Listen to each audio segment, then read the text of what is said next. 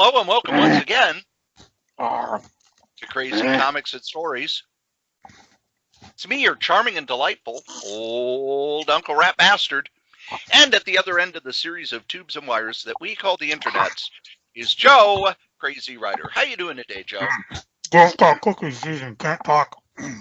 Well, since Joe can't talk, special guest, please sign in and let the audience know who you are. Oh, it's Joe. Thanks, everybody. That's episode 397. We'll see you next week. Don't worry, I love cookies. That was the best episode ever. Yeah. I can get back to watching Orville.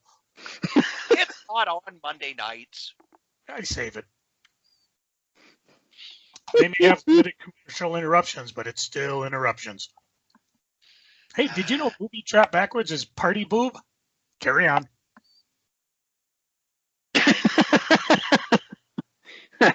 Well, last week, we started going over Marvel's list of 20 graphic novels that they call the Marvel Selects.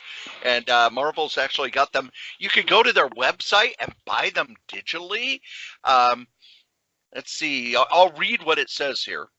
Oh, goody. Marvel Select, your essential Marvel reading list. The volumes that answer the oft-repeated question about Marvel collected editions. Where do I start? Actually, most of the questions I get is, why is this sold out? How are they going to, why would you buy something to answer that question if not, don't you want to be told beforehand before you buy anything? A series of graphic novels handpicked by Marvel Editorial to showcase pivotal storylines and written and drawn by some of Marvel's most acclaimed creators, Marvel Select provides readers with a collection of entry points into the Marvel Universe. These standalone volumes, which also serve as evergreen adventures about Marvel's most well-known heroes, are perfect for retailers or librarians looking to create a core title offering for their readers. Evergreen? Evergreen. That's actually a bookstore term. An evergreen is a book that sells through time. Like, you go to the bookstore and you'll see the stuff that came out last week. Well, within 6 months, Quarter box. half of it'll be out of print. But books like Animal House, The World According to Garp, Great Expectations, Old Man in the Sea, those are considered evergreens because they always sell. People are always coming in and buying those. Really? I didn't think those comics would be that popular. Well, the Classics Illustrated line. Yeah, okay. In comics, we've talked a lot about how there are some evergreen books. Watchmen. Dark Knight, Marvels, and Hothead, Payson, homicidal lesbian terrorists. Killing Damn Joke. straight. I like Joe's better. Actually, that one's gone out of print a lot. Yeah, but it keeps coming back apparently if it goes out a lot. But this is a list. Marvel is trying very hard to get books that they consider to be evergreens because that's where the money is long term. And You for want to the know most why part, Alan Moore never has to work again? Watchmen. not the promotion items, just the actual comic. Yeah. The graphic novel, which has never gone out of print since it was published. I don't even know how many printings it's in. I should, next time I'm at Barnes & Noble, I'll take a peek and say, this is a 452nd printing. Well, the problem is that they reformat it, and every time they reformat it, it's considered a first printing. Really? Yep. So when it became a Vertigo book, it was a first printing under the Vertigo line, and when they did a redesign and et cetera, et cetera. But these are the ones that Marvel is telling librarians and bookstores and comic shops. And we did the first 10 last week. So you can go download last week's episode and figure it out. I mean, for the first 10. I think we agreed with almost everything except the there was one Astonishing X-Men. And even then we gave it kudos just because Joss Whedon wrote it. So yeah. Something like that, yeah. The book was one that I didn't think Well, you guys agreed it's not a good introduction to Deadpool because it's before he became the fourth wall breaking character. Right. So the number 11, Ms. Marvel, Volume 1, No Normal. It collects the first 5 issues of the new Ms. Marvel character. Oh, Kamala? Yes. Okay. Who's, Yeah, I would say that's a good one. I've seen kids at the library reading that almost nonstop. Had to wait till the little scamps put it down so I could grab it and check it out. But I'm surprised you waited. well, I was, scabbing copies of Black Panther as well. So, these kids just wanted to read it and leave it. I want to take it home and read it. You want a scary statistic? Okay. That book has sold 500,000 copies. Really? Why is Yep. it scary? You see that comic gate? You know what their agenda is? Printing money. That's the one thing that always gets me when people, who don't understand comics. They're only doing this because they're social justice warriors, blah, blah, blah. The book has sold 500,000 copies. There are best-selling novels that haven't sold 500,000 copies, okay? There's a reason why. This has a little trivia. Just counting quickly, there's according to Goodreads.com, there are over 100 different editions of Watchmen. That does not surprise me at all. Yeah, and I mean hardcover, the various remakes, like you said, the paperbacks, Kindle editions. They did deluxe formats. Yeah, and no signs of stopping. The next book on the list, for the Punisher, they have Welcome Back, Frank, which is the 12-issue miniseries that Garth Ennis did. Welcome Back, Frank? Yes. I have not read it, so we will defer to the scroll. This is the Manucci story. I don't think I read it. I have it all in my omnibuses, which I'm staring lovingly at behind me. But you mention a scene from it all the time. Oh, well, then I forgot about it. This is the one where Frank says, is, I used to work for Angels. Didn't like it. Oh, that was just the first issue. Yeah. I didn't pick it up after that. I just waited for the graphic novel. But the question is, for people who have watched The Punisher on Netflix, would that be relatable? Oh, yeah. So that's your answer right there. It's not him versus a bunch of supervillains. It's him slowly taking out Manucci's gang. And I thought, if you don't have the original Punisher miniseries in a trade paperback, the one that starts with him in prison, then he breaks out, and by Stephen Grant and Mike Zeck, I think this is perfect because it's that Garth Ennis dark humor and just some brilliant art by Steve Dillon. Oh my God, it's beautiful. That's for people who didn't listen to last episode, and you got a lot of nerve, buddy. That's always something that my whole gist is this relatable to somebody who has seen it on either the small screen or the big screen? Obviously, Ms. Marvel, I don't think is translated yet, but no, it's in English. Yeah, but that's again, most people when they think Ms. Marvel, they're thinking Captain Marvel of the 70s. They don't realize there's a younger character with that. But again, that's not who you necessarily want to catch. An older fart like me reading the book. You want to catch the younger kids who might be in Barnes and Noble and see that character and go, oh yeah, I want to buy that. Same thing with Punisher. Somebody might pick this up having seen Punisher on Netflix and actually enjoying it and going, this is nothing at all like Dolph Lundgren. I don't get it. So anyways, that's how I view this whole line, which is why we said the Astonishing X-Men one wasn't necessarily good, even though if you put Josh Wheaton in bigger letters than maybe X-Men, people might Hey, cool, that Buffy dude. Yeah. And of course, we have Dan along because he doesn't read shit, doesn't even read his goddamn cereal box. So, we just want to see if that catches his attention at all. Wait a minute. Hey, look, buddy. I know the Infinity Gauntlet story better than you do. You can kick him in the shins when you next see him, Dan. Okay, good. Especially when he comes in to lick your face. Oh, that's Wolfie. That's true. I lick his face all the time. There's my fuzzy buddy. Give me some fuzz. Oh, yeah, here you go. Oh, God, yeah. Oh, you're a little fuzzy up top here, too. I purposely didn't shave that spot for you. Anyways. Next on the list is Runaways, Volume 1, Pride and Joy. Believe it or not, did either of you know that Runaways is a TV series now?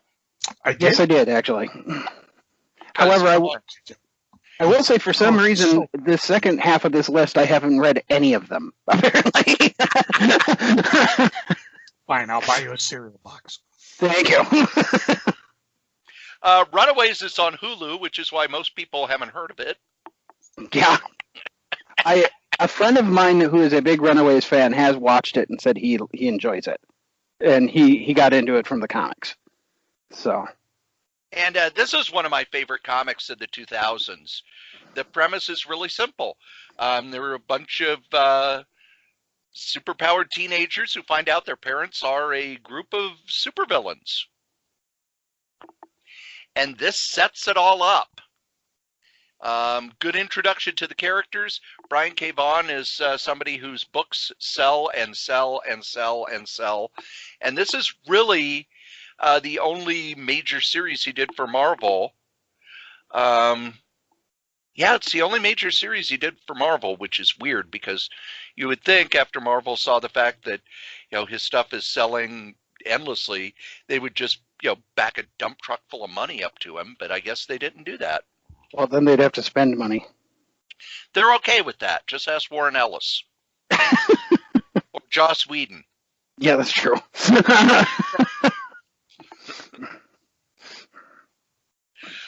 The next book, I will defer to We're just going through these really fast. Yeah? To me? Yeah, because it's THANOS Rising. Oh, shit.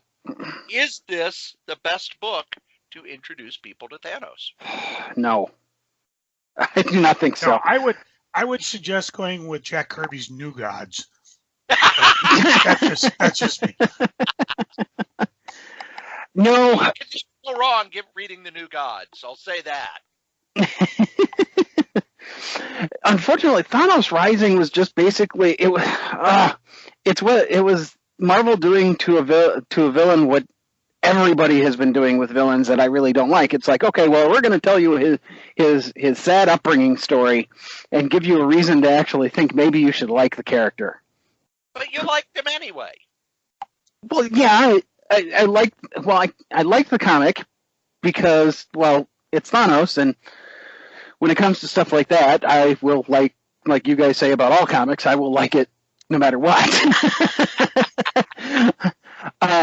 But it's not a great story in my mind either. I think the Infinity Gauntlet is honestly probably a really good starter for Thanos. You get what he's after, you get what he does, and then how he fails. That or Thanos's Quest is also really good. I think would be a good starter. I think Thanos Quest is probably the best starter. I don't think Thanos Rising is a good starter. You mean Iron Man 55 isn't a good place to start for people who aren't familiar with the character? Iron Man 55 isn't a good start for anything. I put it for an introduction to Thanos, either Infinity Gauntlet or the Jim Starlin's Complete Warlock, where Thanos is kind of the side character who drives the story forward. You get his origin, you get him as the master manipulator behind the scenes, you get him as kind of the well, they call it in wrestling a tweener, where he's between good and bad, where he seems like a good guy at the beginning, and then you realize that, nah, he's not. And it ends with my favorite Thanos story, which is Avengers Annual 7 and Marvel 2-in-1 number 2. Okay. Joe? I can see that. I'm with Dan. Any Thanos is good Thanos. Holy crap, Joe and I agree on something. I know. Well, we can't have that continue. No. Transformers. You disagree on Transformers, too, though. Yeah, that's why I brought it up. But it's not a Marvel book anymore, so we can't use it. Oh, that's true. And haven't they been destroyed and they're starting over again because the story at IDW got too convoluted? They weren't all destroyed, but yes, they did stop the series. Oh. You mean tying it in every other Hasbro toy ever made didn't help? I will say I like the fact that they made Transformers the center of it. They probably shouldn't have, but I like that they did it. Shouldn't ROM have been the center of it? No. Oh, okay. The next book on the list is somebody who's got a movie coming out, came out over the weekend. The Life of Captain Marvel, which reprints the most recent miniseries, where Carol Danvers, after having dealt with a whole bunch of problems, goes back to her childhood home and kind of relives her origin and finds out secrets about herself that she did not know. Joe, I believe you have read this, haven't you? Yes, actually, I haven't read the last issue because it just showed up in my box day today. Woohoo! But your box day came a day early. I know. I was surprised here, and I was going to say, stop the presses. We need to do a box day, but I figured that would be next week's, the previews box day thing. But it's a pretty good introduction to the character. I mean, if you really want to get crazy. You just got to go look at the Marvel True Believers that came out. Let me see if I can find mine here. Okay, here we go. Let's see. We got okay. First off, there was Captain Marvel from the Avengers. No, wait. We got to go back farther because there was Captain Marvel, who apparently was a Kree soldier, and then he came down and fought Ronan, and he got the cosmic power, and then he fought the Kree Skull War, and then he contaminated someone called Carol Danvers, who became Ms. Marvel, who had a real funky costume with a big belly, and then got rid of it with a cat suit with a Z on her chest. I'm not sure, and then she got depowered by Roll. And then, wait a minute, that's fought the Absorbing Man because he lived. And then, and let's see. Oh, then Binary. Yeah, Binary, cool. Yeah, that's cool. That lasts. She hung out with X-Men. And I don't know how she lost Binary. She did fight with Spider-Man against Super Skrull, even though he had all the powers of Fantastic Four. The Super Skrull, not Spider-Man? No. And then, of course, she came back as World. I mean, you could feed him all these the convoluted history. I mean, come on. This is just like a damn soap opera. Or just skip it and go, okay, here's Captain Marvel, life of her life, and blah, blah, blah. And, I don't recall if they ever had a deal. I mean, did they reveal that her, and this is a spoiler warning for those of you who haven't read it, so shoot the spoiler warning.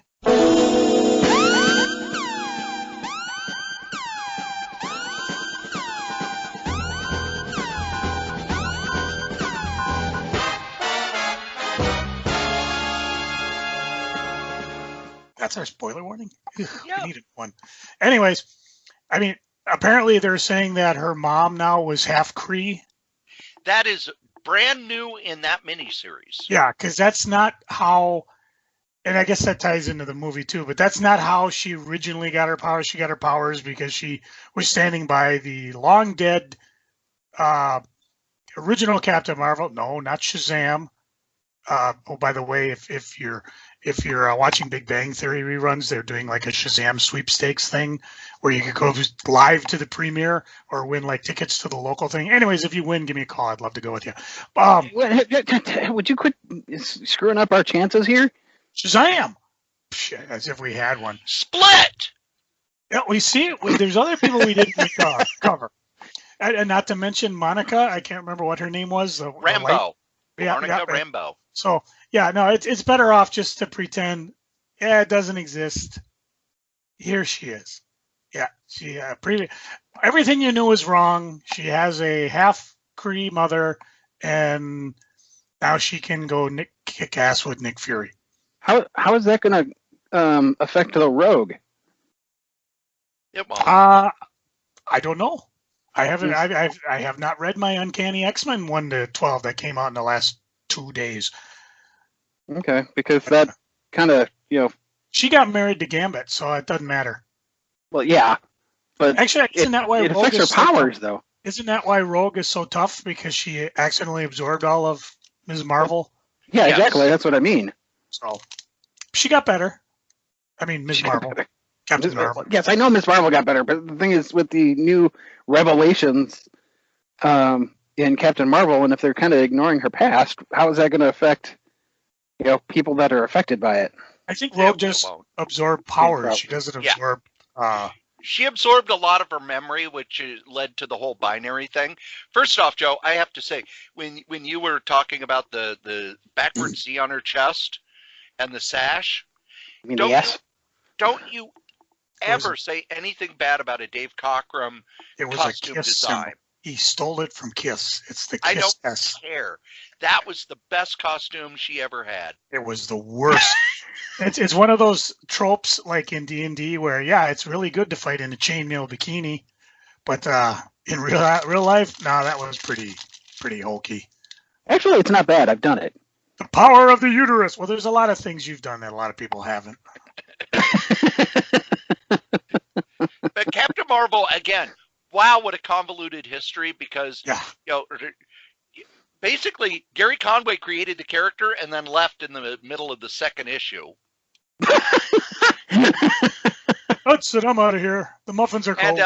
And then Chris Claremont took over, and Chris Claremonted it. Okay. And it has one of the True Believers reprinted one of the greatest comics of the 80s, and a comic that fixed a major screw up at Marvel. Yeah. And anytime you want to talk, if Joe, Dan, if you want to spend about an hour and a half with Angel Medina, bring up Avengers Annual 10, because it's drawn by Michael Golden. Okay. And this upsets Angel White. It doesn't upset him. Or a buck. He can go on and on and on about how brilliant it is. Oh. Which for $1 at a Marvel True Believer is a fantastic deal. Yeah, go buy that. I mean, it's at her spend, because I think that's the first appearance of Rogue, or second appearance. It was the first appearance because her real first appearance was not canceled. Okay, that's why. Yeah. And I mean, you're talking. While you do that, I'll fire up the old Tron 3000 and see what Avengers Annual 1's going for right now. It's Annual 10. Well, in that case, it'll be easier to find. There you go. But when it's in Avengers 200, they did this story where Carol Danvers had gotten pregnant and then gave birth, and it was a cosmic entity from Limbo.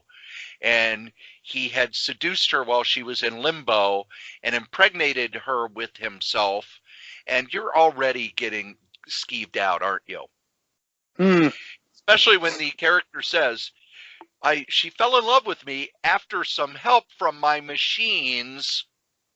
It could have been one of those things you buy at Victoria's Secrets, It could have been one of them things, some battery-operated meat substitutes. You know what I'm saying? But we don't know what his machine was. I'm just saying. If you read Avengers Annual 10, you know what it is. It's as good as a pudding pop, I tell you. But Chris Claremont, I guess, read that story and went into Jim Shooter and said, you just had Carol Danvers raped. What do you mean? And Claremont had to sit down and explain why the story was so offensive. Nobody who worked on it said, wow, this is creepy and wrong. So they let him do Avengers Annual 10 to kind of yell at Marvel editorial about it. Near mint, $64. So For $1, that's a fantastic deal. First appearance of Destiny, first appearance of Rogue. And some beautiful Michael Golden art. But if this is the origin of Captain Marvel going forward, this is probably the best book to get because, you know, if you read, I'm reading the Captain Marvel Omnibus, the Ms. Marvel Omnibus. Oh, I just got that today. Oh, can't wait. Claremont did some really good stuff, but man, there's that 1.5 issues by Gary Conway is just wow. Just wow. Just no. Just no. Claremont was always known for writing strong women. It's always funny because a lot of the women in his X-Men were way, way more powerful than the guys. Yeah. Now the next I think that's a thumbs up for the crew here. Well, it's the best they got. Because this is what it's what they're going to use going forward. Are you going to use the Ms. Marvel book from the 2000s, which tied into everything? Or are you going to use the one from the 70s? I'm sorry. It was just this. It was like a ringing endorsement, and all of a sudden, well, it's the best they got. The best they got. Joe liked it, and I was not impressed. I thought it was a lot of standing around and talking.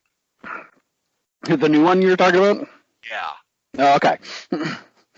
As a comic, I thought it worked great as a young adult novel, but as a comic, it was very dull. You see why you can't get dates? I don't want to just sit around and talk. I want action. I need a fight scene. Wait, that's not good. You know what? When I buy a superhero comic, I want people fighting each other. I don't want people sitting around the kitchen table talking for 20 pages. Well, I think if you let some wordsmiths do it, like Peter David or maybe Neil Gaiman, I think they can make a pretty entertaining book of that. Yeah, but if you read a Peter David book, he knows to make it visually interesting. And he's got some pretty good references and puns, too. Yeah, and he always had a fight scene. And I'll just go back to what Angel Medina said. When he would get scripts from Marvel toward the end, it's like nothing's going on. They're just standing around and talking. That's hard to draw. Dan? Yeah? How much do you hate it when I just give you people sitting around and talking? That's true, which is mostly what you do. Because it's not superheroes. This is true. But I do try to mix it up visually a little bit by saying, okay, do this. Here's how you can make this visually interesting. Because I know it's okay, wait. Now, I'm going to explain how he does this. Monk is walking back and forth in front of his desk. It's a one-panel thing. He can't be walking back and forth. He's still just standing there. You mean you just don't give him, that's the strip for the day, Monk walking back and forth? Yeah. Second panel, Monk is now sitting at his desk, flipping through papers, while Daryl on the other side of the room. So he wants me to do this long shot in a 4-panel comic. Hey, it could be worse. It could be Doonesbury, where he did entire months of people just sitting in front of a TV. I could get that out faster. You look at Doonesbury in the 70s, I can't tell you how many strips. It's either Zonker or Mike Doonesbury sitting in front of their TV, and the word balloon is what's being said on the TV. And I swear he could just photostat it. It's probably what he was doing. Oh, yeah. Cory knows action. Oh, how would you know? You haven't drawn anything in like 7 years. That's not true. I did one last year. You did? Yeah. Oh. I mean, just one. That thing you got arrested for on the bathroom wall doesn't count. Oh, never mind. The next book on the list. Yeah. The Unbeatable Squirrel Girl, Volume 1, which is the first 5 issues of the most recent series. I've read it. I love it. I think it's a great introduction. But there are all kinds of other books that they could do. It's just they're out of print, like Great Lakes Avengers. She was in that. There were also other appearances, but this is a good one because this is a series that's going now, and it's the artistic and storytelling style that they're using. And both Squirrel Girl and Ms. Marvel, by the way, are in the cartoon Marvel Rising, which is on Disney XD. Is that any good? I haven't watched it yet. Oh. Oddly enough, I'm not a tween girl, so I haven't tuned in. I'm not going to go with that joke. Okay, I'm going to be...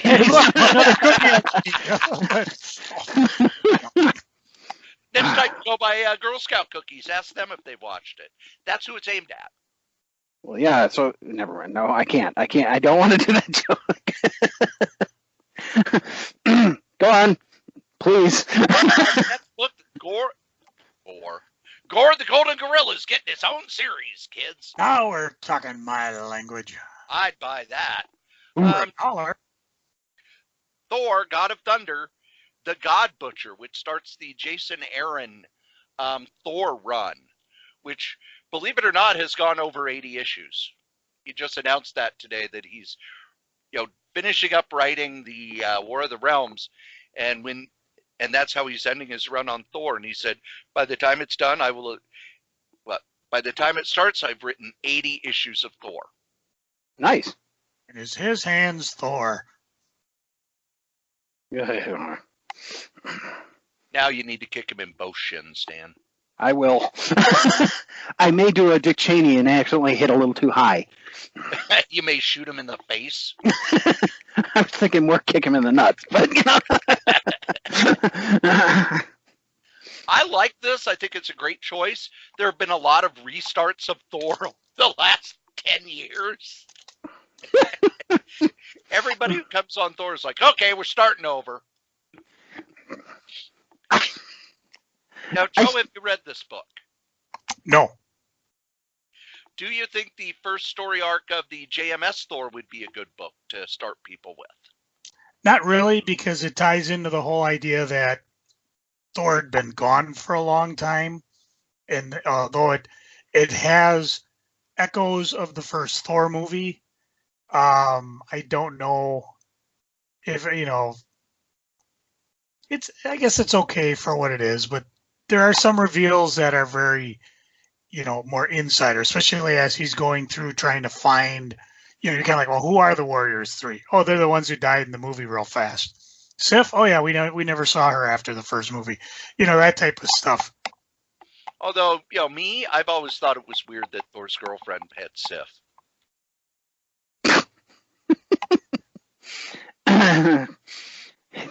Yes.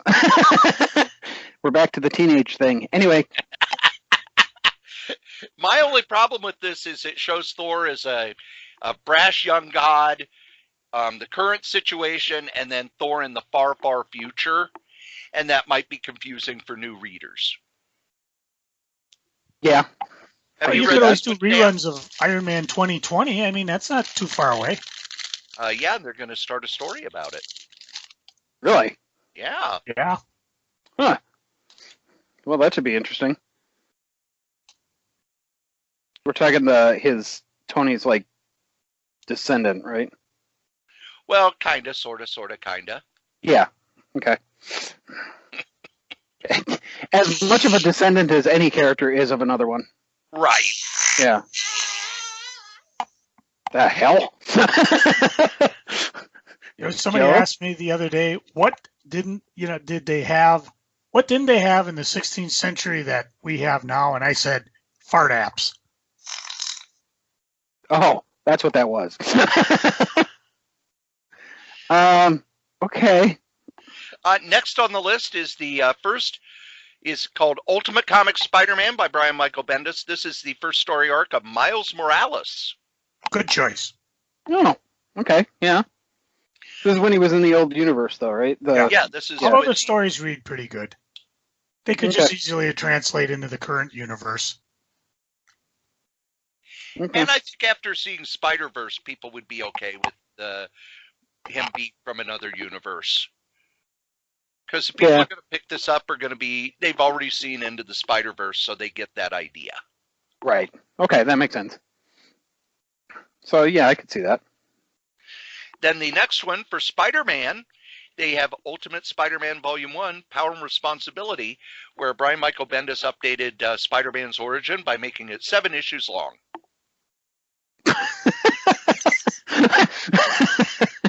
Just the origin. Yes. Well, there was a lot of, Peter Parker walks in front of his desk.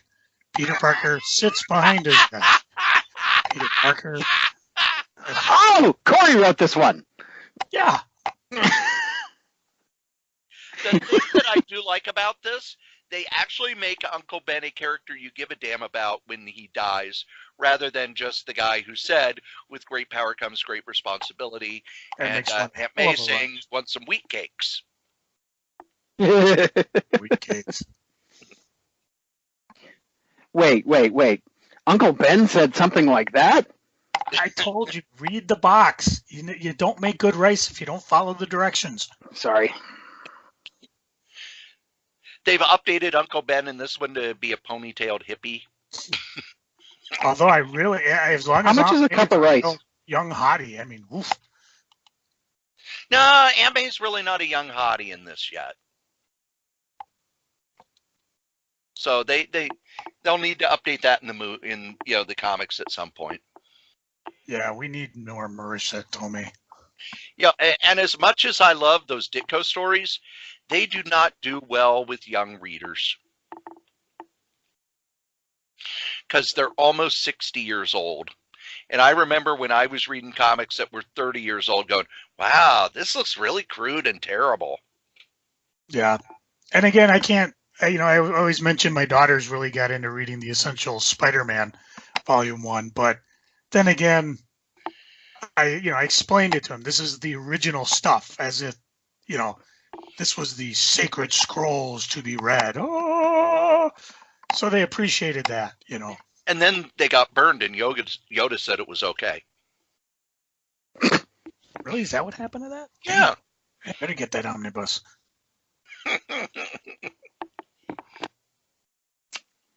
And then the last book on the list is one I have not read, so I cannot give a good explanation. It's Venom by Donny Cates, Volume 1.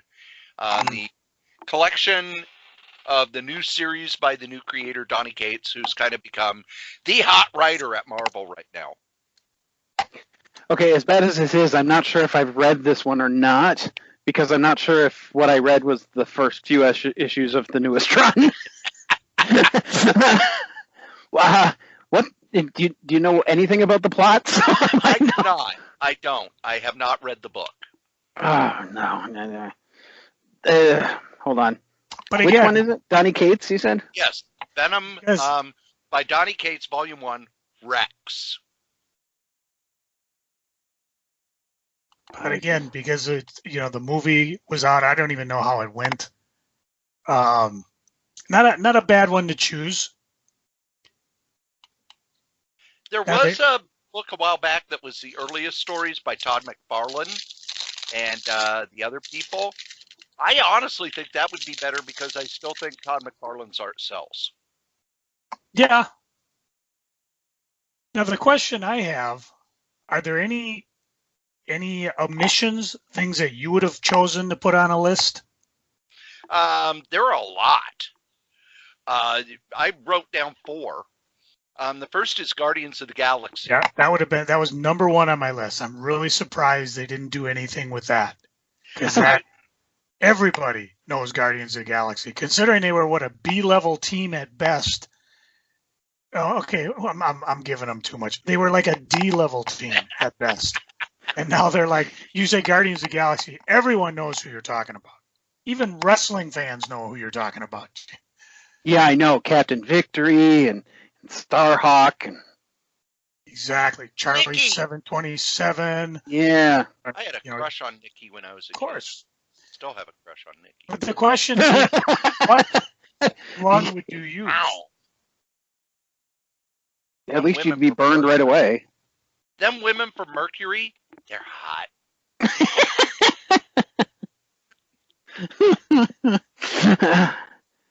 What'd you say, Joe? Joe? He's not used to us ignoring him, is he? No, I'm eating Girl Scout cookies. I got things to do. Okay. I would go with the first Bendis trade because the Abnett and Lanning story ties in with all the Annihilation stuff. And I've read it recently, and if you haven't read Annihilation, those first 6 issues are like, what? Yes. It's like Exactly. somebody who's never read DC Comics trying to read Final Crisis. A Oh my lot God. of details, a lot Picking of up a minutia. random issue, A Legion of Superheroes in the Oh. 70s. Yeah. There's a lot of like, who's this? Hey, it's like somebody that's read DC trying to read Final Crisis, okay? I don't know. I just remember calling Cory. Okay, what's going on? Oh my God, that thing confused the hell out of me. Oh, once you know what's going on, it's brilliant. Read the novel.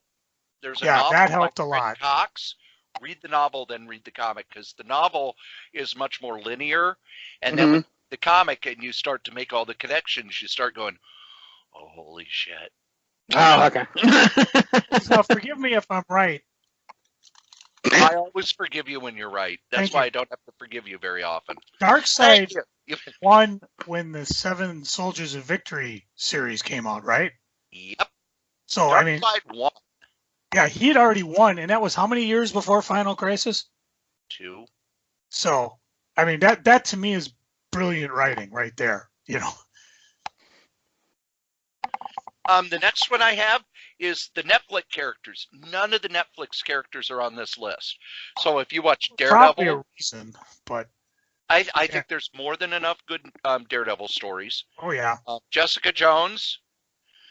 Luke Cage might have some problems, but and then Iron Fist. There have been some great Iron Fist runs lately.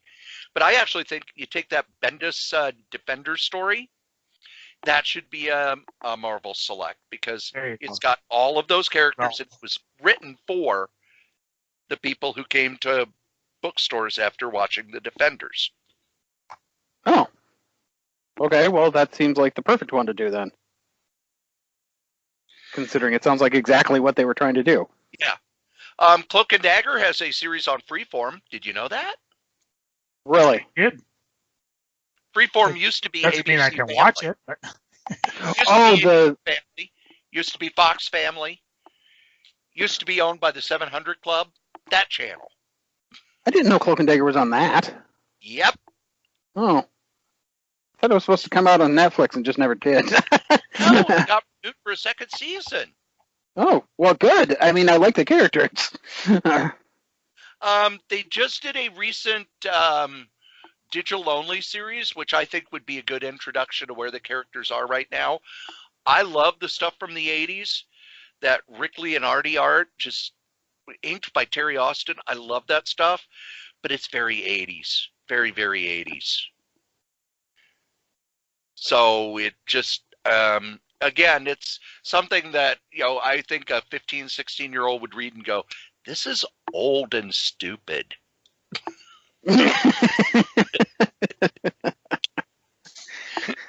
Like the kids that are listening to this show. There aren't any kids listening to this show. And if they are, we swear a lot. Sorry. And then the last one I have is Hawkeye. Why is there nothing Hawkeye on this list? I see no reason why that's wrong. I would say the first trade paperback of the Matt Fraction, David Aja run would be perfect. It's basically it's what Hawkeye does when he's not part of the Avengers, and it's him going up against a bunch of Russian mobsters, and it's one of the most visually brilliant things I've seen in years.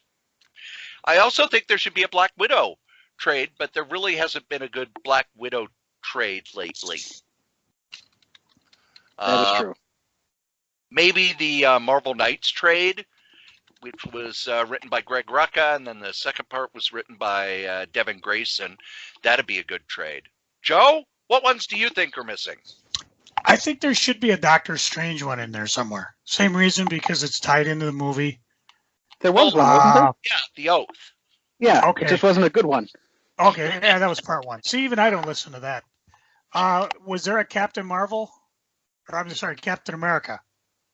Yes. Winter Soldier. Winter Soldier. Okay.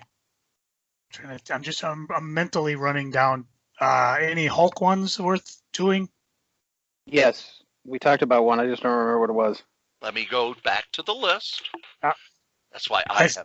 I think we've got most of the TV shows and the TV, movies covered. For Hulk, it was Planet Hulk. Okay. Actually, oh, never mind. Sorry, this is Joe. You're next. Yeah, I'll come out. Yeah. Okay. No, go ahead. I'm No, just trying please. to think of what may have been omitted. Something that you could, say, hey, this, and people would instantly know what it is because of the current run of movies and stuff. Howard the Duck. No, I'm kidding. I think when the Howard the Duck series drops on Hulu, they need to have one. And I think they should reprint the Steve Gerber 6-issue Max series, where it picks up after all the other stuff that's happened and Howard the Rat satirizes the current things. You could also go with the Chip Zdarsky, which is more Marvel Universe grounded. And I think that would work as well.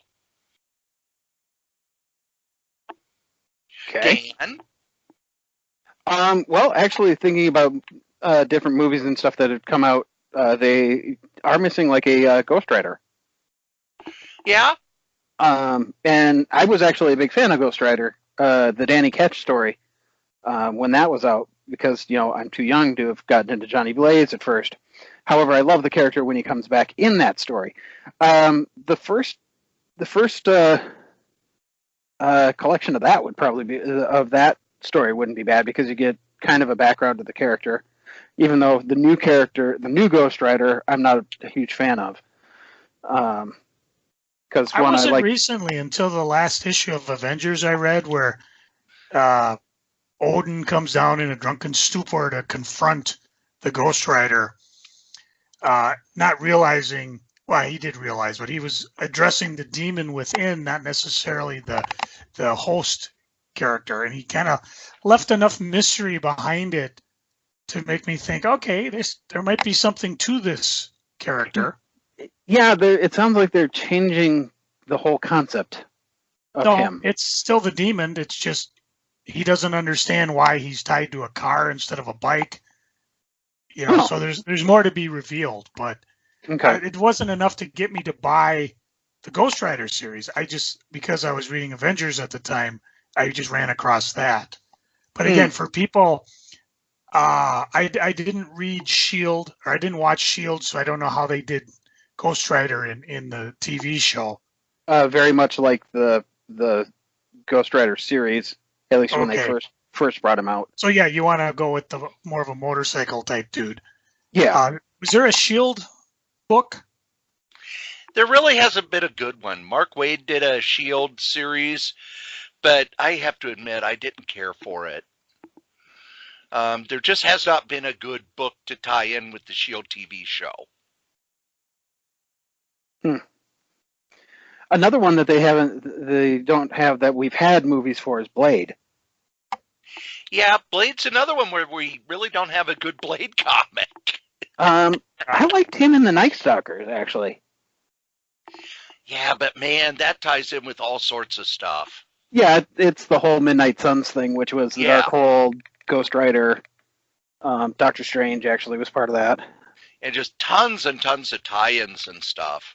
Yeah. Those are hard to do as first issues. This is true. They did put out a book a few years ago which have all of his first appearances. And you know me, I love my Bronze Age, but wow, was it 70s. You should have Curtis Mayfield doing the soundtrack, right after he's done doing the soundtrack to Superfly with that. Because, man, does he talk like the stereotypical Shaft, Superfly, the Mac, blaxploitation character in those. Yeah. Yeah, I guess I could see that. And Marvel has tried a few times, but Blade just doesn't seem to sell well as a solo character for some reason. He's in the Avengers now, though. Yeah, I saw that. I haven't actually read it yet, but yeah, I saw that. Which will be an interesting thing too. And is Wesley Snipes still trying to get a new Blade series going?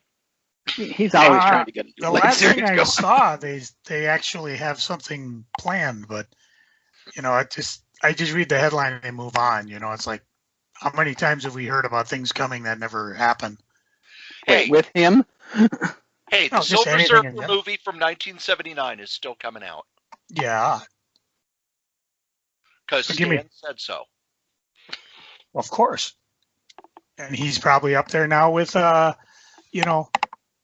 Perry playing in the 90210 reunion. Too soon? Well, we'll get to that later. You don't have to do tasteless jokes about the recently dead. Instead, you could visit these guys, our sponsors. That's right, here at the Solitaire Rose Radio Network, we have ads, and our first sponsor is me. That's right, your charming and delightful old Uncle Rat Bastard. I have my first book out with Dangerous Dan Mohr.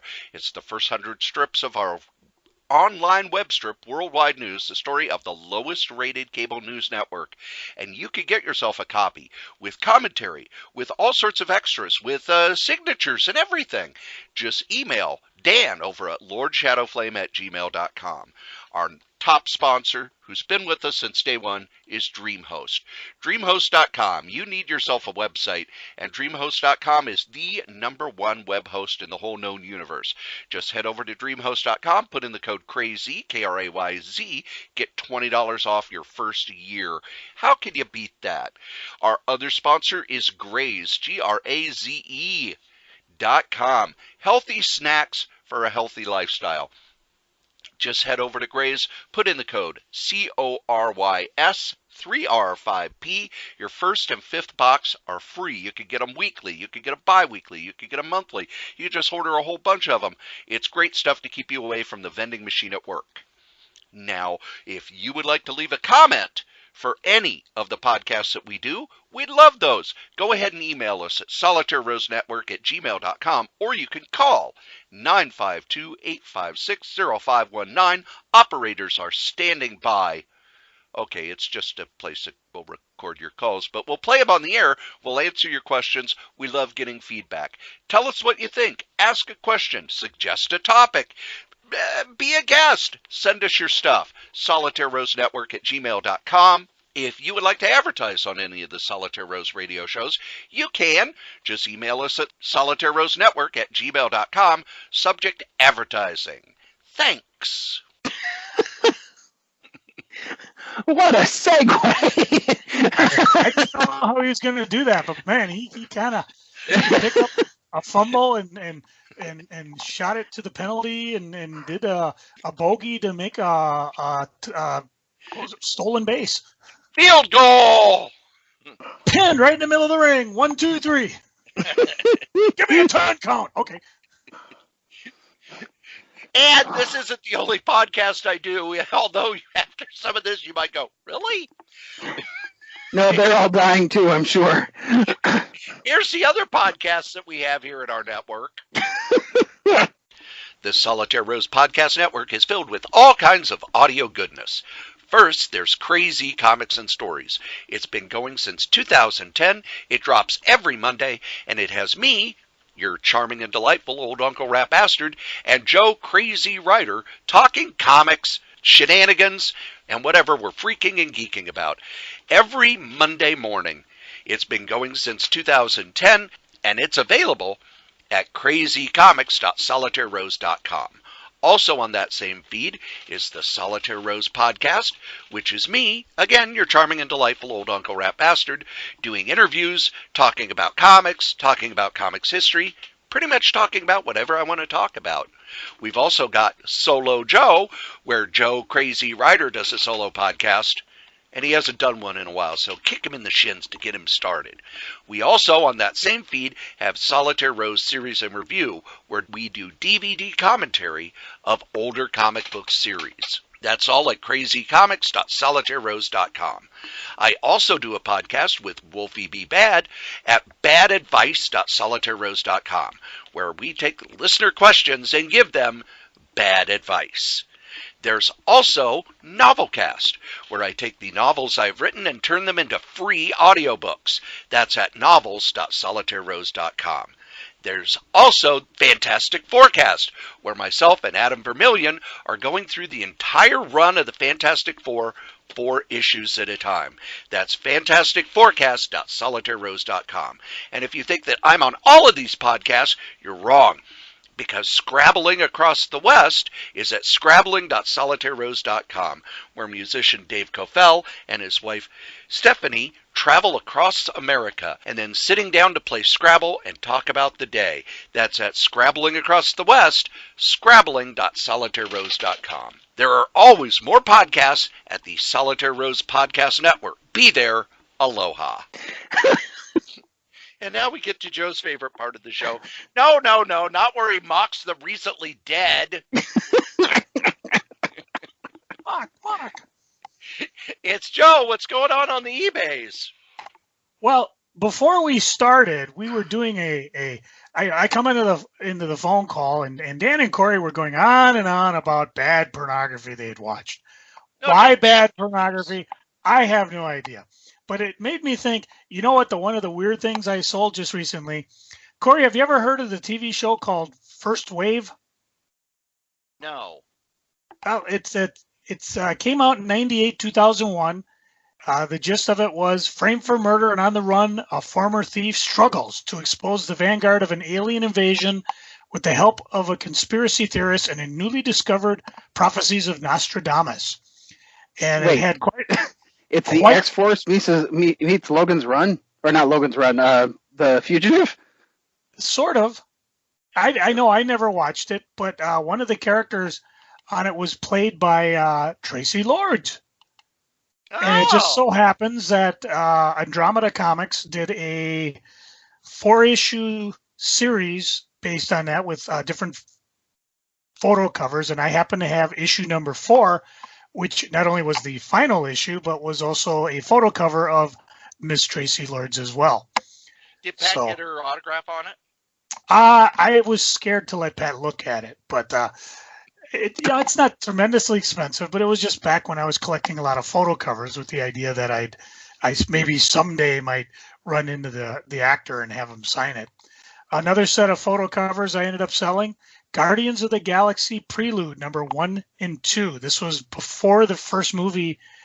Was that 2014? No. Yeah, it was 2014, I think. And the number 1 had a Nebula on it as, what was her name? Karen. Yeah, Karen Gillis. Yeah. And the second issue had Groot and Rocket Raccoon on it. So just kind of fun. You know, and kind of a neat idea that they do. They just have these come out. The stories take place before the movie, although really there's no real frame of reference. It's more fun to read after you've seen the movie. You know, then you kind of know what the heck's been going on. The next one out was one of the freebies, and this one came out in '87 through 7-Eleven stores. And I think it's the one where Spider-Man, well, the name of it's Spider-Man Prevention of Child Abuse comic, and I think this is the one where, is this the one where they reveal that Spider-Man was abused as a child? Yes. So I don't know if that's considered continuity or not. Wait, Aunt May and Uncle Ben abused him? Oh, I'm not sure. I don't remember reading it because it was a while ago. This one was actually next door neighbor of some sort. So this was done by the National Education Association and given away here by the Minnesota Committee for the Prevention of Child Abuse. Again, this was back in '87, so I don't know if any of these organizations are around. But some of these freebie comics actually ended up having a bit of a value to it. So, you know, before you just toss it away or give it away, check it out. Of course, I knew Dan was on the show, so I had to sell my Dreamwave 2003 collection of Transformers Generation 1. Volume 2, numbers 1 through 6. It's a lot of numbers for that one, wasn't it? Yeah, really. Wait a minute. I didn't know you had that. Well, I don't anymore. I sold it. Should have been on it. TV. See? Yeah, I guess. Other things, I sold I like a to pay attention crossover to you that outside of this. Dynamite put together called Lords of the Jungle. Corey, do you remember what Lords of the Jungle was about? Yes, that was Tarzan before, back when the original Tarzan novels had gone public domain, but you could not use the name Tarzan because it was under trademark. Yeah. So it was. They since got the rights to do Tarzan comics, and they didn't sell well, so they've ended those. Yeah. But this one was the crossover with him and Sheena, which Dynamite did have the rights to at the moment. And it's kind of a timey-wimey, wibbly-wobbly story because Sheena's based in current time, Tarzan's based in the past. Not a bad read. I mean, if you're a fan of that type of jungle comics and stuff, it's worth picking up because I believe it's out in a trade somewhere. Speaking of wibbly-wobbly, timely-wimey, I sold another Doctor Who run. This one was from IDW 2011, Doctor Who: A Fairy Tale Life. What's better, ugly reality or beautiful fantasy? It's a question the 10th Doctor is forced to confront in a medieval fantasy. Amy, if you remember anything about how that character was, reluctantly finds herself cast as a damsel in distress, done by Matt Sturgis, Kelly Yates, and I actually had some of the retailer incentive covers. That was kind of neat. I was teasing Dan earlier, but of course, I sold my only copy of Hothead Payson Homicidal Lesbian Terrorist. This was actually, it's a alternate comic written and drawn by Diana Di Massa. Featured the title character wreaking violent vengeance on male oppressors. And of course, recurring characters include Hothead's cat Chicken, her friend Roz, Talking Lamp, and transgender love interest Daphne. There were 21 issues of this. I could not find much information on this outside of the Wikipedia entrance, or I don't know what you call it, entry. Which, by the way, we still don't have one. Just saying. If anybody wants to, well, whatever. Started in 91 under the imprint Giant Ass Publishing. So apparently there was a trade too. So good luck finding them. They're tough to find because, like most small press stuff, just not a lot of people were on it. I sold a copy of Amazing Spider-Man 574. And then I think I might have mentioned these last week. I think, did we talk about Harlan Ellison's City on the Edge of Forever? No, you did not. Oh, they must have sold after the con, or after the show, sorry. Now, this was the IDW Star Trek run, which is insanely expensive. Because I think what happened is, it's what's happening a lot with Dynamite runs and some of the other ones. People who are into the Star Trek or into Harlan Ellison find out about it after it's published. Because I sold my 5-issue run for about $50, and there weren't a lot of runs on eBay to begin with. I mean, I don't even think there's individual issues. You can probably buy the book and that. So you never know when you get something that has cross tie-ins. I mean, you got Star Trek, you got people like Harlan Ellison. This is the first time this has actually been in comic form, so you can actually see it kind of as Harlan might have envisioned it on the TV show. And Cory and I have talked about this before, because you can also go and find the scripts online if you want. I believe this was approved before Harlan passed away. So he actually has some, I don't recall if he did extra writing inside it or not, because it's been a while since I read it. So if you want some, good luck finding them. The last one I know Cory and I have talked about before, Wasteland, which was a DC comic series, came out 87, 89. It's Vertigo before there was Vertigo. I never read it. I didn't have a complete collection. I only had up to issue 12, and I sold it for about $1 an issue. So, you know, the whole run just went. So a lot of other fun things on eBay. I have been working a lot of series up. Some of the ones I just mentioned just got put up in between last show and this show. And I'll have a whole bunch of new stuff. I'm trying to jigger prices around, move them up, move them down, mostly down. And of course, if you see anything you like and send me a quick note, I might do something nice. I could maybe, let's see, I'll reach over here and I'll grab something here. What do I got here? This is a Foo Fighters Concrete in Gold CD. I might just throw that in as a freebie for whatever you buy. Or maybe over here. Let's see. What do I have here? Oh, it's an Invader Zim Doomsday Dice game. No, I probably won't throw that in. I think I'm going to keep that myself. But you get the gist. Anything might give you free shipping. I might give you another key to the Strode's compound, including the access to his secret omnibus room.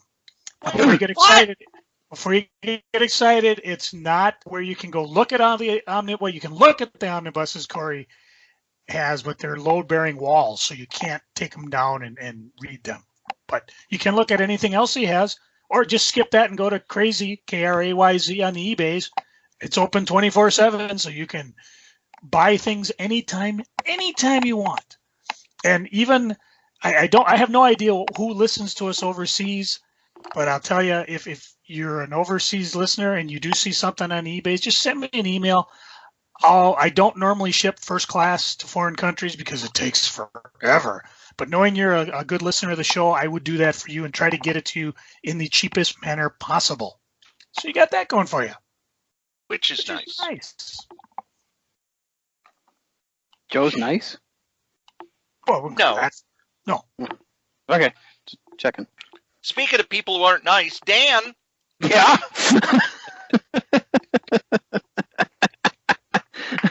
What do you got going on?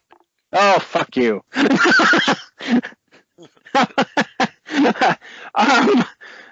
What, since last week? Let's see.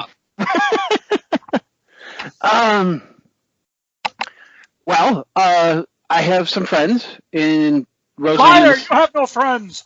Sorry, I have some business associates in Roseville. They run what's called hidden puzzle rooms, which is just what it sounds like. It's a puzzle room place. You don't, unlike some of them where you get locked in, you don't have to worry about that if you're claustrophobic or something. The doors don't actually lock. You just have to solve puzzles, and if you have to run out, you can run out. But it's a fun time. I've done all of their rooms, and they come up with some great stuff. But lately, I did their original logo, and we're going to be updating that so it can be a little more readable on a big sign because they're trying to expand. But also, they're working on some stuff that I got to use one of my 3D printers and actually print up a key labyrinth. I don't know if you guys know what that is. It's basically a maze where usually it was originally you'd put it on a door and your lock thing would have to go through a maze, so somebody couldn't just move it and open it up. You actually would have to go through a maze to unlock it. So I actually designed that for all the damn keys Joe's giving out. Exactly. Well, here, I can print one out for you now. And I actually designed the maze and everything myself, so it was the first thing that I designed from scratch. So I thought that was cool. But you'll be able to see that if you go and do some of their rooms. So I suggest you go and do that, and maybe they'll pay me to do some more stuff. Other than that, everything else is pretty much what I said last week. So go listen to the other one if you didn't listen to that. And now we get to my favorite part of the show. No, not where I tell stories about driving home and listening to cool songs. It's freaking a geeking. Joe, what are you freaking on? All right, let's take a look at last week's list. The truck. Okay, it seems to be working. It looks like maybe it was just low fluids all around. So hopefully, knock on wood, that's done. Although I do still have a horrible grinding when the four-wheel drive's on. So if I can get it to work. Just try turning the radio up. It's that. I will find out because there's going to be more snow this weekend. So maybe, I don't know. We'll figure it out. Maybe he'll be back next weekend. Ice dams on the roof. Yep, still there. My salt thing didn't work. I'm going to go up there tomorrow with a goddamn saw and just saw the frickin' shit off the roof. It'll do wonders for my roof, but I don't really give a damn anymore. Get it? But, I'm looking at the side of my house and I've got water streaking, stains streaking down the side. So hopefully, knock on a fake desk board, that it's not leaking in the house. Kind of funny because I've been talking with the insurance company. Would you come and take care of this? And like, well, no, unless it causes damage. So let me get this right. You won't pay someplace maybe upwards of $2,000 to blow the ice dams off my house. Yet if they damage my house, or upwards of $10,000 to $20,000, you'll cover that. Okay, that sounds good. Let's see. And But Cory, he's not bitter. are you going to talk about Luke Perry? No, but Dan is. Okay, I because am? then I Okay. won't say anything. I mean, I You am. said you had a story. I did, but I didn't know if it was going to be a freaking. But anyway, go on. Well, either way, I'm just saying, he was what, 54? Yeah. I'm 54. So, God, you're old. It's something that they said more people between age 20 and 60 are having strokes than ever before, and you just need to know the signs of the strokes. And I believe is it fact? If your face is drooping, and of course I didn't have anything prepared because I wasn't thinking I was going to talk about this because it was just weird because last week I was talking with people about a 90210 reunion. Everyone's like, oh, they didn't sign Shenandoah, they didn't sign Luke. And then he hit the stroke, and I swear in a couple of days he was gone. So just get online, check yourselves for the signs of strokes, know what they are. By the time we get to the geeking, I'll look up and I'll figure out what that acronym stands for. Just be ready for it. So, Dan, what are you freaking on? What's got you kind of bummed out? Not a lot actually has me bummed out recently, which is good. Again, nothing from since last week, thankfully. However, with the Luke Perry thing, the story that I was talking about is humorous. I was never really a Luke Perry fan.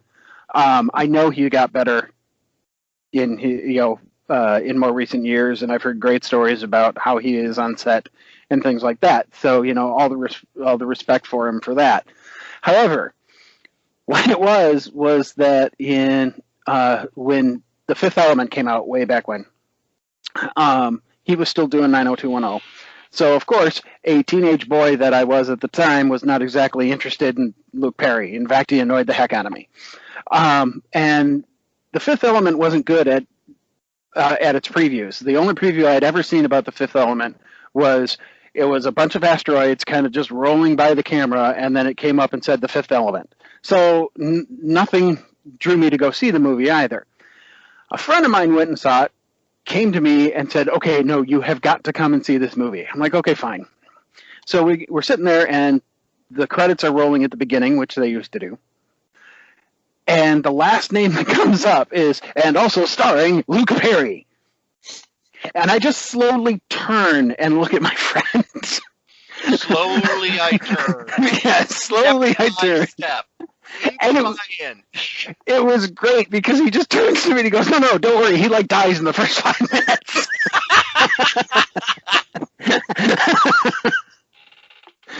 So that's my favorite memory of Luke Perry. So yeah, how about you, Cory? Do you have any freaking going on? The only freaking I have is we have the dates now for when my eyes get cut open. Uh-oh. I get to do that, right? No. You said you were going to do that as kind of a tribute to Rocky.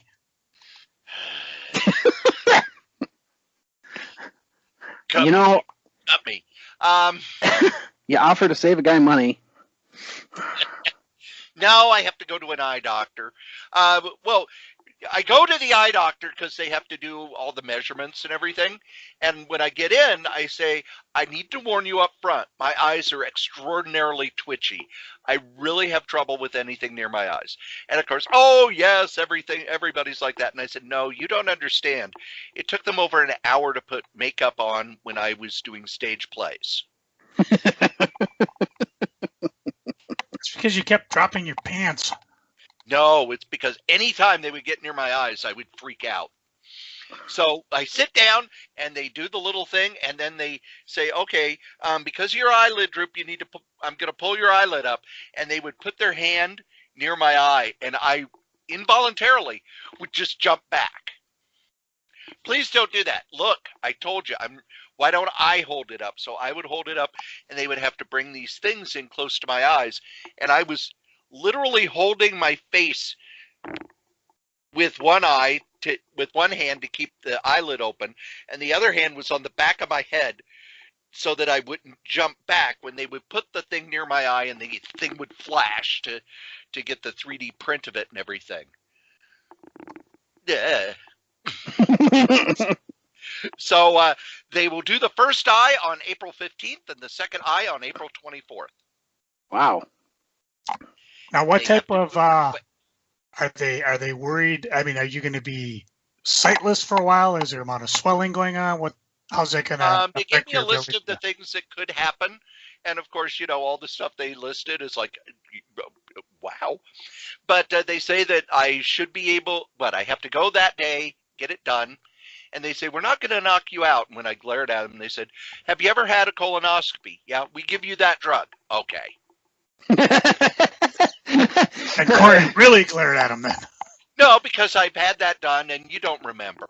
Wait, you're going up to my eye through what? Yeah. Then you have to go back the next day to make sure that your eye is healing properly. And they say, oh, you'll probably be out, 3 to 5 days. And they want to get it done pretty quick because you have to get a physical 30 days, within 30 days of getting this stuff done. So they try to put them as close together as they can. And, when I came in, they said, did they give you a magazine? I said, no, but I have my Kindle. No. And they go and they get this magazine. And it's a sales brochure for all the wonderful things they can put in your eye.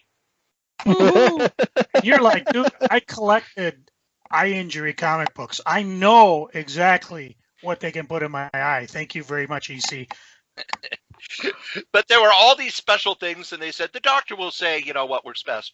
And I'm looking, and it's like, for the one that completely fixes your vision and everything, and basically the high end, it's $10,000 an eye. And he comes in and he says, oh, here are the two. You can choose whether you want to be nearsighted or farsighted. Okay. So you can't fix everything. No, not with your eyes.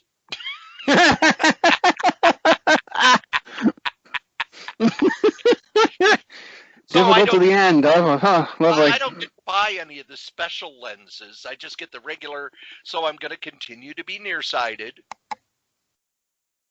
But they say that, I won't need glasses for things up close.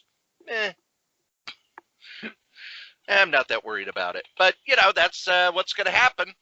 I'm surprised you went with that then, because, you don't really get a lot up close. I read a lot of comics up close. Oh, true enough. Finally get rid of those hangnails that have been bugging them. I doubt that. So that's what's going on there. The eyelid thing that they're going to do, they have to put off till summer. Oh? Yeah, because the funny thing is, when I got the new glasses, the doctor said they would do the eyelids first and then the cataracts. But I guess the cataracts are bad enough that they say, no, we're going to do those first. We're going to yank them out. We're going to yank out the lenses of your eyes. So basically, I can get rid of all these old gallbladder photos and get some pictures of cataracts.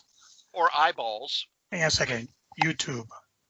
Cataracts gone wrong. Okay, let me look that up.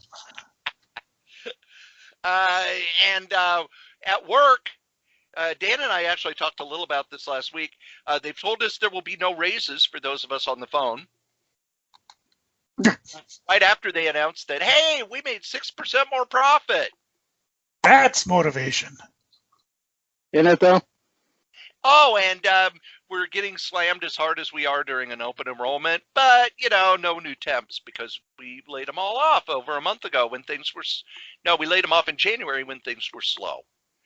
And they say, oh, it'll be 6 to 12 weeks before we can have new temps in. Yeah. I'm not going to be coming back really fast from that eye surgery. Joe, what you geeking on? Oh, all right. Let's see. Oops.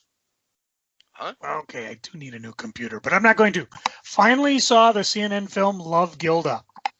Because I want to see that. Yeah, I don't remember where we saw it. If I think it might have been Netflix or something, but it is wonderful. I actually, at the same time, the same night, watched Richard Pryor Icon on PBS. And it's really kind of interesting because one thing that I find amazing is when you go back and you realize of somebody whose entertainment that you, how do you say, Cory? If you meet somebody, say thank you for the hours of entertainment. That's all you would say. Yeah, I mean, which is so universal. I mean, I'd love to have said it to Richard Pryor or Gilda. Richard Pryor, of course, one of the greatest American comedians, huge influence on comedy. Even to this day, not only was one of the first black men on television, but he pioneered a new brand of humor. I'm not talking like his early stuff where he was, kind of aping Bill Cosby in a way. And then he apparently walked off the stage in Vegas. And then when he came back after being penniless in California for a while, that's when the Richard Pryor came back, using the N-word, talking about things we don't normally talk about, doing his white man impression. And Cory probably knows this because they wanted him on Saturday Night Live, and the networks bulk on it. And do you remember why, Cory? Well, they were worried that he would swear way too much. He was on during the first season, though, as a host. And do you know why? What did they pioneer in order to get Richard Pryor on television? Something they do to this day on any live broadcast. The 7-second delay. Absolutely. It was 5 at first, 7 now.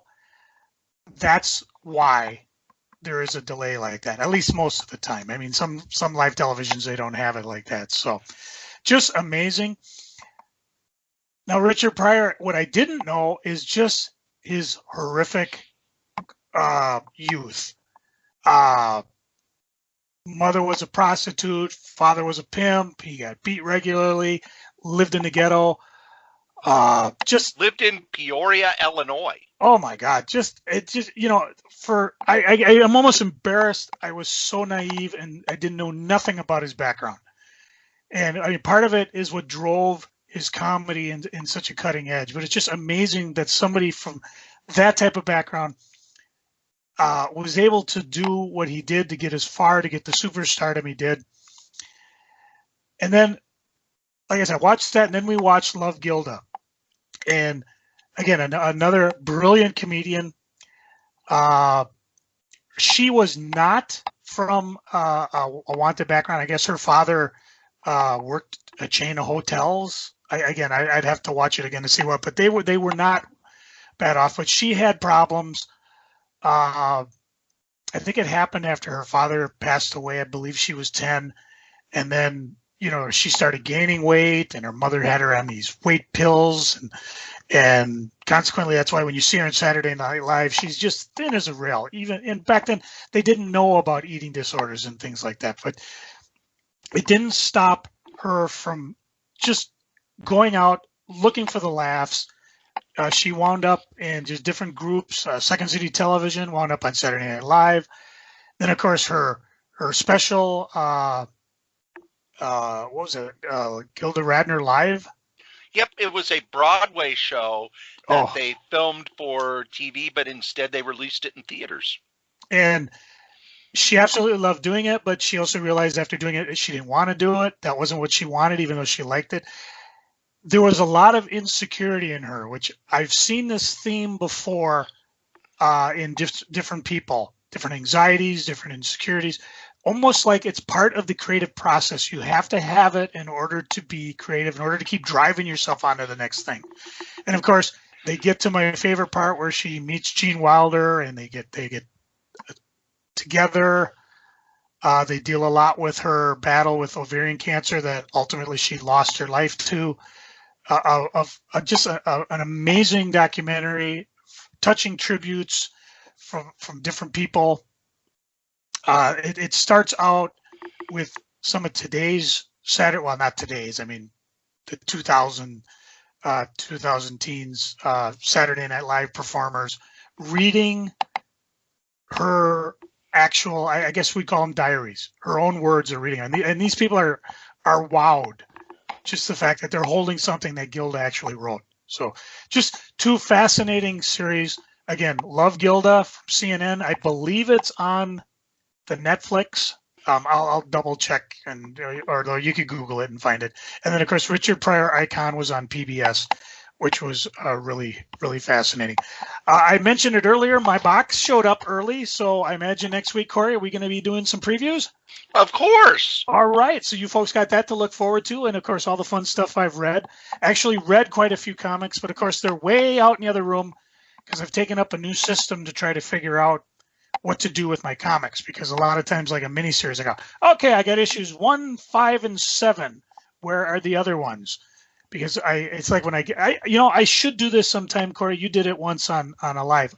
Show you what I do when I open up my box on box day, because it's like, okay, these are immediate reads, these are miniseries, these are ones I'm waiting for, blah blah blah. True Believers over here, graphic novels over there, and a lot of times when I try to get them together, they're not together because my piles just are out of control. So I've taken to where I've just got a bunch of short boxes, and there's 3 short boxes. These are ones I read. These are the new ones I haven't read, including like I just got caught up in Fantastic Four Through the Wedding of Ben Grimm, which was a lot of fun. Just a lot of the references, they're bringing up things that we're thinking about.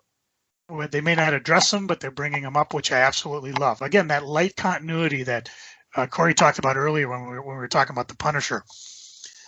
And then, of course, the third box are miniseries that I probably won't read till they're all together. Case in point, like Return of Wolverine. I started reading it. I was real excited, and I think the last issue came in box day, and I don't remember what the other 4 were about. So I'm going to sit down and read it again.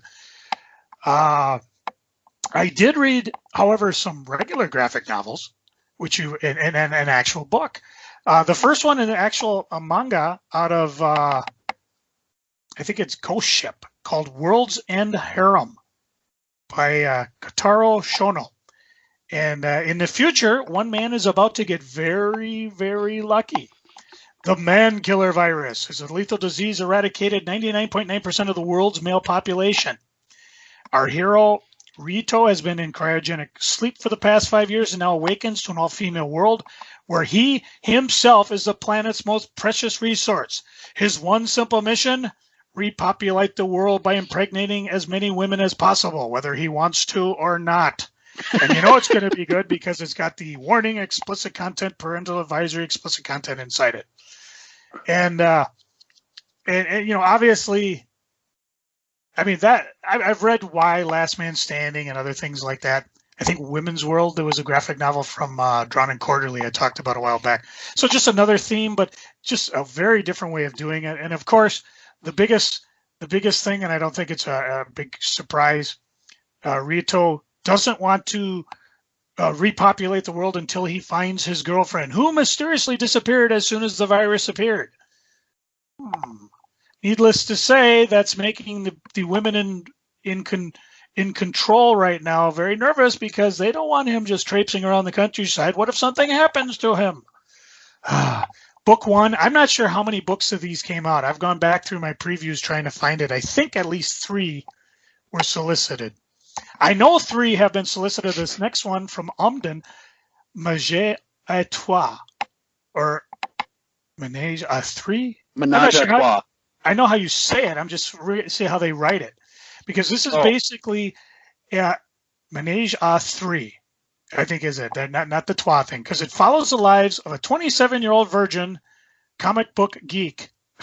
You had me at comic book, and his 2-way hotter than he is roommates, Gary, Dee, and Z's.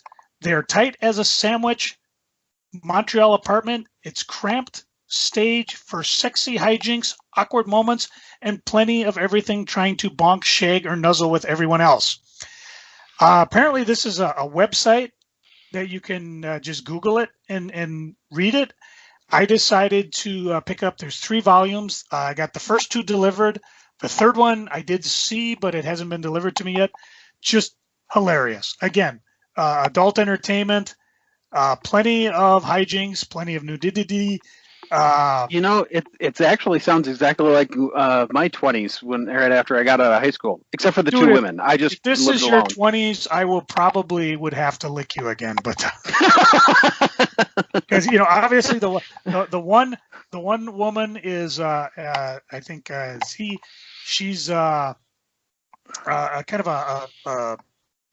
a gothish type chick, may or may not be into lesbianism. We're not quite sure. And then of course, Dee Dee is a tall, voluptuous French woman, and as Cory would say, let the hijinks ensue. So a lot of fun there. And I don't know if I mentioned this one. I mentioned I bought this, but I just finished it. The autobiography of Jean-Luc Picard, one of Starfleet's most inspirational captains. And I believe this is going to be a series of books. The first one that came out is, I don't know if he wrote it. It was the one about Captain Kirk. Same thing, autobiography of Captain Kirk. And I just read somewhere there's like a third in the series, although I'm not quite sure if he was doing it. It's edited by David Goodman, who is also working with Seth MacFarlane on Orville.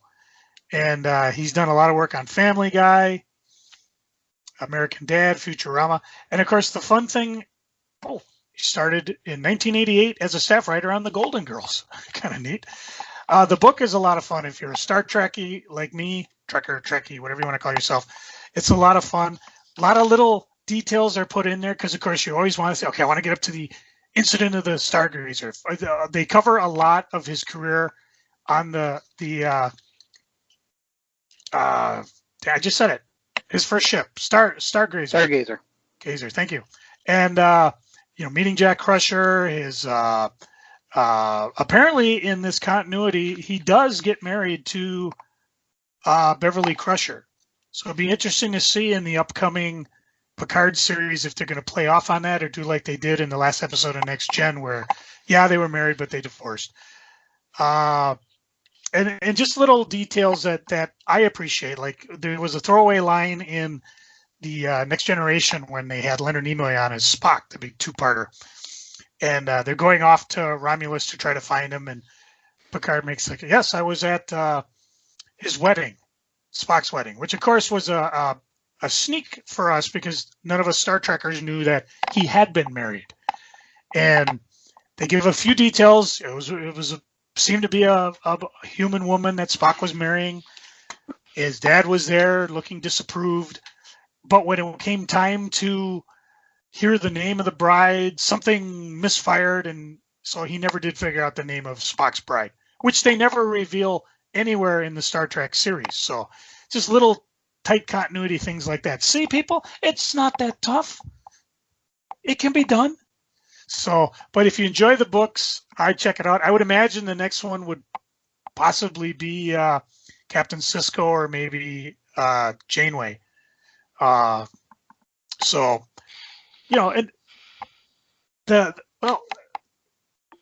shoot. Never mind. I'll talk about it next week. I had another book I was going to talk about, but I wasn't smart enough to put it here. So that's pretty much it. Mr. D, what are you insanely happy or at very least geeking about? Last weekend I actually sat down and watched the Death of Superman and then the Reign of Superman that DC released over the last 2 years. I was actually very surprised and happy with it, without doing exactly what they did with the original comics and everything, because some of it would have taken way too long to explain. They did a really good job. I was happy with it. One of my favorite characters, however, was more of a background character, which was Green Lantern. It was voiced by Nathan Fillion, and they gave him some great one-liners.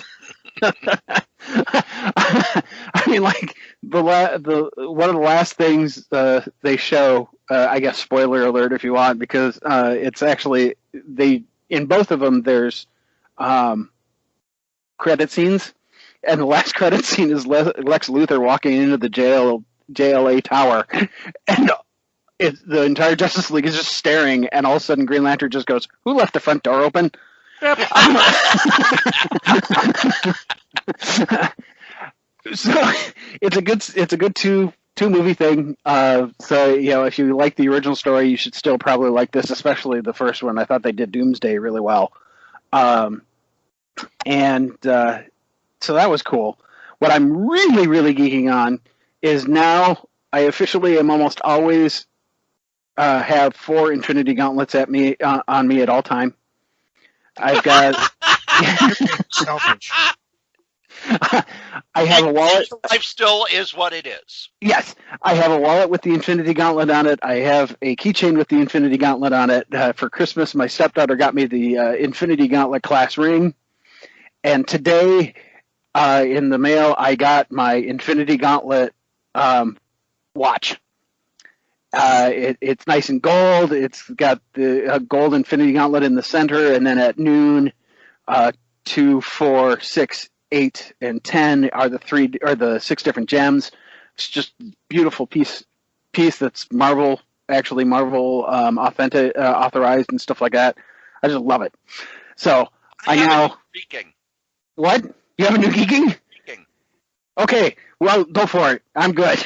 You have 4 Infinity Gauntlets, and you have yet to ask to make it so I, one of your friends, am dating Christina Hendricks. I've been told you don't like redheads anymore. Yeah, you blew it. Of course, she's not a redhead right now. Yeah, she's a blonde. But you were busy going on and on about brunettes. She has hair dye. Dan, come on. But that's your geeking? You're my friend, and you won't do one thing for me. Just one little thing. What are you talking about? We don't even have a Wikipedia page. You could just start slowly and work your way up.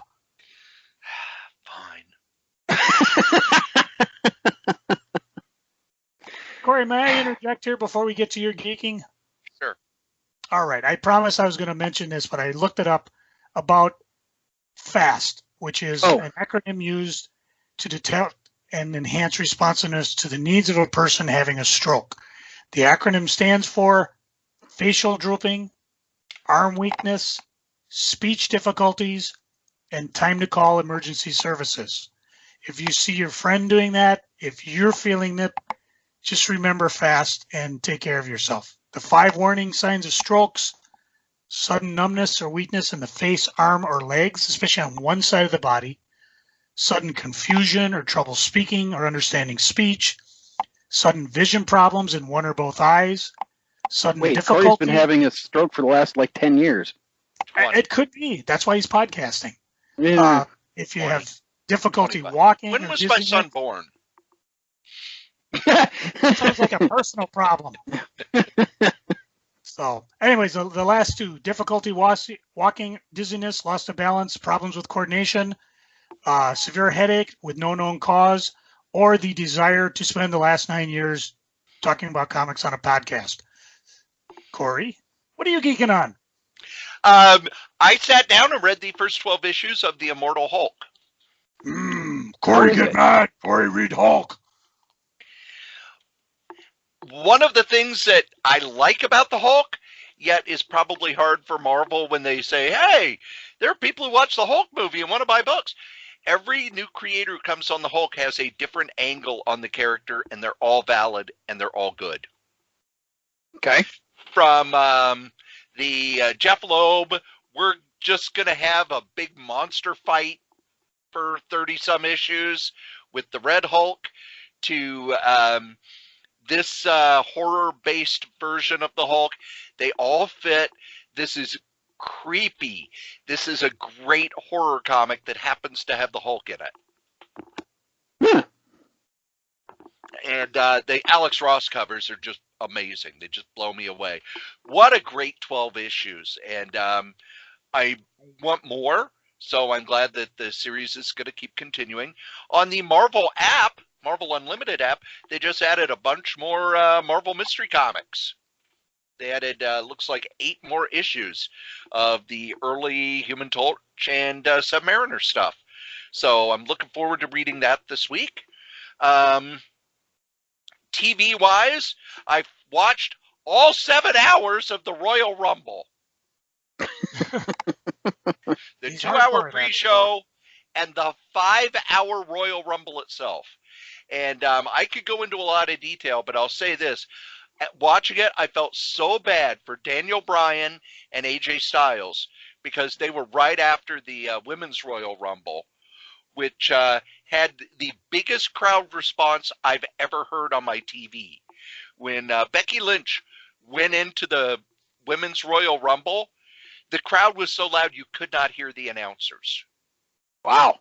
I have never heard that before. I mean, that crowd was insane. And then when that match was over, here comes Daniel Bryan and AJ Styles. They tear the place down, and the audience is silent because they're worn out from the previous match. These guys did a great match. I'm watching it going, I feel so bad for them because they're pulling out all the stops, and the audience is still like, oh my God, I'm so tired after that hour and 20-minute Royal Rumble. They should have just had the Women's Royal Rumble and then right into the Men's Royal Rumble. But 7 hours, a 2-hour pre-show and a 5-hour pay-per-view, which means by the time we get to WrestleMania, that thing's going to be 42 hours long. Jesus Christ. Because they're already, they're already saying 6 hours for the Royal Rumble. I mean, for WrestleMania, that's without the pre-show. The other thing is, Joe, did you see what the weather did in New York this weekend? A little bit. They got a big old snowstorm.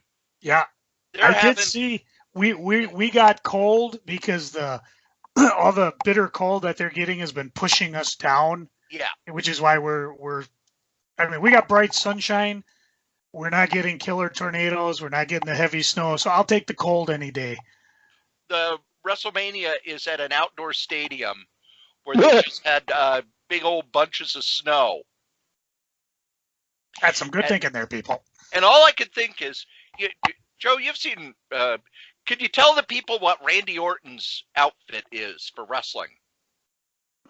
Who wears short shorts? Little teeny tiny trunks. How would you like to be going out there if it's snowing? I also am going to blow your mind, Joe. You ready for this? No. Hang on. Okay, I'm ready. All right. In 2019, your creative team on WWF, WWE, Brother Love, the Ultimate Warrior's wife, and Mick Foley's kid. Yep. So, yep. One other thing in wrestling that I really like, there's a new show on Access TV right after New Japan Pro Wrestling. Now, New Japan Pro Wrestling is more a sports-based promotion. They do what's called strong style, which means that people take hits. It's very MMA-based type stuff. Right after it is Women of Wrestling, which is from the same guy who created the original Glow in the 80s. Mm. So it's campy and goofy, and one of the characters is she's from Tennessee, and I forget her name. I think it's Jolene something. Her gimmick is she's going to make wrestling great again. And the crowd hates her. And I don't mean just in a boo. I mean in the crowd, they actually have to have security to keep people from getting into the ring. They hate her. It is amazing to watch. I love that kind of thing. And somebody's got to pick up that gimmick and use it in the WWE. Oh, wait, no. Vince McMahon's wife's in Trump's cabinet. Never mind. Believe it or not, kids, you have listened to us blather on about funny books for an hour and a half. What's wrong with you? Get a real life. And you've been doing it for 9 years. We are just, 3 episodes away from episode 400. I say 9 times 52 times 1.5, minimum of $700. Yeah. That's not counting your podcasts, my podcasts, everybody else's podcast. Wait, what? This podcast. Does he owe you that money, or? Advice? Yes. $1 a podcast? Sure, why not? Nope. Ours are absolutely free. That's right. And as we say every week, the comic we like the least, we still like better than the comic that you like the most. Joe? Speaking of podcasts, one of our How would you call Dave Kofel? Is he a fellow podcaster? He is part of our network. He's a musician. His family. Extreme, extraordinaire. He's going to Germany. Did you know that? Yes, I did. He's got a show going on in Germany. His first show sold out, and he'll be there within 2-3 days of this here podcast dropping. So if you get a chance, you may still get a chance to if you're one of our listeners in Germany. We know there are listeners in Germany because every so often we have like a cluster of our shows get downloaded to Germany. We don't know why. We just thank you. But his tour in Germany 2019 will be going on. If you're looking for information, go to davekofel.com. Check out his Facebook page under his name, Dave Kofel, Kofell. In the meantime, he has graciously allowed, well, I should say his wife said we could play one of his songs on the end of our podcast here. So I like trains. Hopefully you like trains. Here's one of his songs. You can also go to www.reverbnation.com/Dave Kofel and see some of the songs as he's posted. There are a few you can download. A lot of them you can just play and listen to. This one's called Lonesome Train. Cory, Dan? Yeah. My music.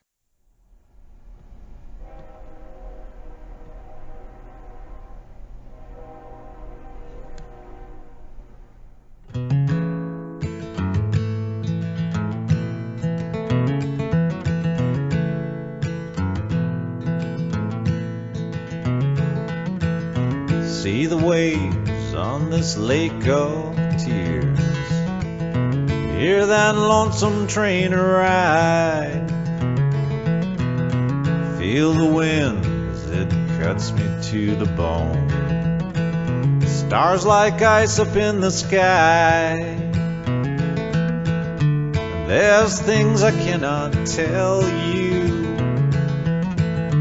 What this life of mine has caused, and all the ways I have gambled. I can't recover what was lost.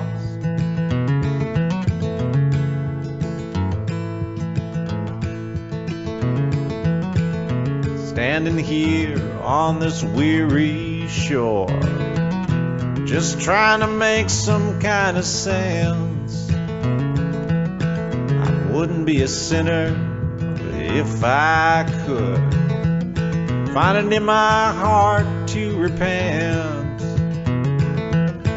And if I speak, you will not hear me, standing on that distant shore. Never were one to listen. I'm not saying anymore.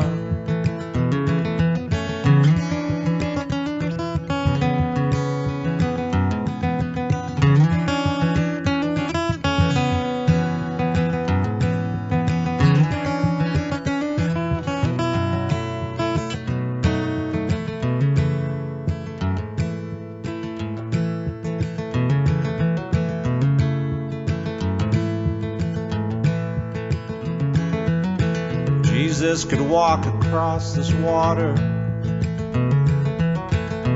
while I wait here by the tracks. I'd ask him to carry you this message that I am never coming back. Maybe there's a place for us in heaven. I'm not the one who makes that call. But after what I have been through,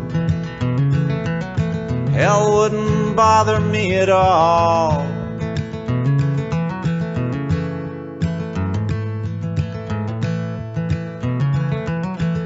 And as I watch this lake is rising, I can't see the other side. Anyway, I bought my ticket. It's time to board that lonesome train and ride. Time to board the lonesome train and ride. Time to board that lonesome train and ride.